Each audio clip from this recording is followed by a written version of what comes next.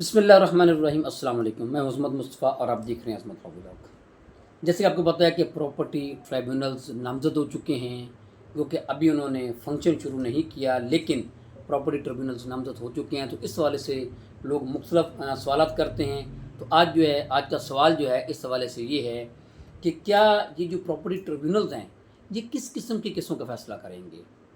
इसमें सवाल ये किया गया था कि क्या ये मलकियत का फ़ैसला कर सकते हैं, या ये कब्ज़े का फ़ैसला करेंगे, या ये कब्ज़े का फ़ैसला कर सकते हैं और मलकियत का फ़ैसला भी कर सकते हैं। यानी कि दो ही, किसी भी प्रॉपर्टी के डिस्प्यूट के हवाले से दो ही चीज़ें होती हैं, या किसी मलकियत का डिस्प्यूट होता है या कब्ज़े का डिस्प्यूट होता है। सवाल ये किया गया था कि ये किस किस्म के केसेस ये ट्राइब्यूनल जो है वो सुन सकते हैं। अच्छा जी, ये क्योंकि ये बहुत अहम सवाल है, लोगों को पता होना चाहिए कि हमने कौन से केसेस इसमें दायर करने हैं, किस नेचर के केसेस हैं इसमें दायर करने हैं। तो इसका जवाब जो है, इस सवाल का जवाब हम जो है आपको वो कानून की नज़र में देंगे।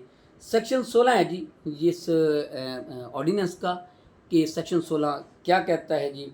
अच्छा, इसमें वादे तौर पे है जी कि इस कानून के तहत ट्राइब्यूनल जो हैं वो, क्योंकि ये प्रोसीजर है, procedure of the tribunals, section 16 जो है वो डील करता है प्रोसीजर। उसमें वादे तौर पे बहुत सी बातें लिखी हुई हैं, जिनमें ये एक सवाल का जवाब भी है जो मैंने अभी आपको सामने रखा कि किस किस्म के केसेस के फ़ैसले करेगा ये ट्राइब्यूनल।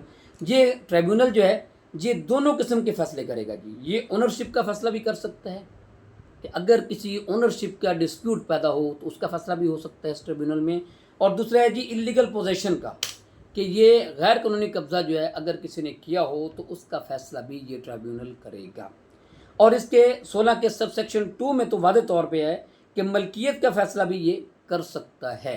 यानी कि एक अब आपको ये बता दूं कि इसमें ये ट्राइब्यूनल जो है ये दोनों किस्म की कार्रवाइयाँ कर सकता है। ये क्रिमिनल का इसमें जो है वो कार्रवाई भी हो सकती है, वो करेगा, और सिविल किस्म की भी।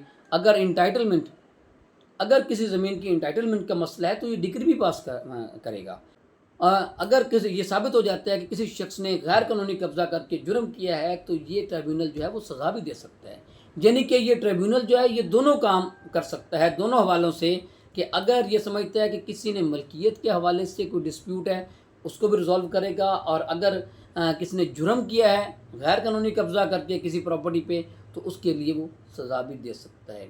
अब ये बात आप क्लियर कर लें कि इस ट्रिब्यूनल में आप ज़मीन की मलकियत और ज़मीन के कब्ज़े का जो केस जो है वो कर सकते हैं। दोनों का, मलकियत भी आप इसमें क्लेम कर सकते हैं, और कब्ज़ा अगर किसी ने नाजायज़ किया है और मलकियत किसी की वो क्लियर है, लेकिन किसी ने किसी दूसरी जायदाद पे कब्ज़ा किया है तो वो भी इसमें क्लेम किया जा सकता है। और इसमें ख़ास तौर पे जो हमसे लोगों ने रब्ता किया है जी उस हवाले से, कि विरासत के हवाले से लोगों ने जो रब्ता किया जी, बहुत से जो फ़ोन कॉल इस हवाले से कि जी भाइयों ने, रिश्तेदारों ने ज़मीन पे कब्ज़ा किया है, विरासत से महरूम करके हमें भाइयों ने में जायदाद नहीं दी, मामू ने जायदाद नहीं दी, चचाओं ने जायदाद नहीं दी, हमारी विरासत की ज़मीन पे कब्ज़ा किया हुआ है।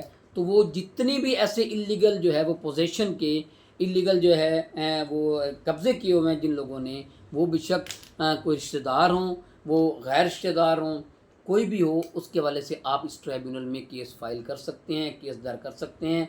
और ट्रिब्यूनल जो है ये सेक्शन 16 के तहत जो है इस किस्म के इश्यूज़ का जो फ़ैसला वो करेगा, वो दोनों साइडों पे, क्रिमिनल साइड पे भी और सिविल साइड पे भी जो है वो फ़ैसला वो करेगा। अब ये था जी क्वेश्चन, कि जी हमसे बहुत से लोगों ने पूछा था इस हवाले से कि कौन से केसेस जो हैं ये ट्रिब्यूनल सुन सकता है। इस हवाले से हमने कानून की नज़र में आपके सामने जो है ये रखा। मैं उम्मीद करता हूँ आपको अगर ये सुलगी होगी। इसके साथ मुझे इजाज़त दीजिए। अल्लाह हाफ़िज़।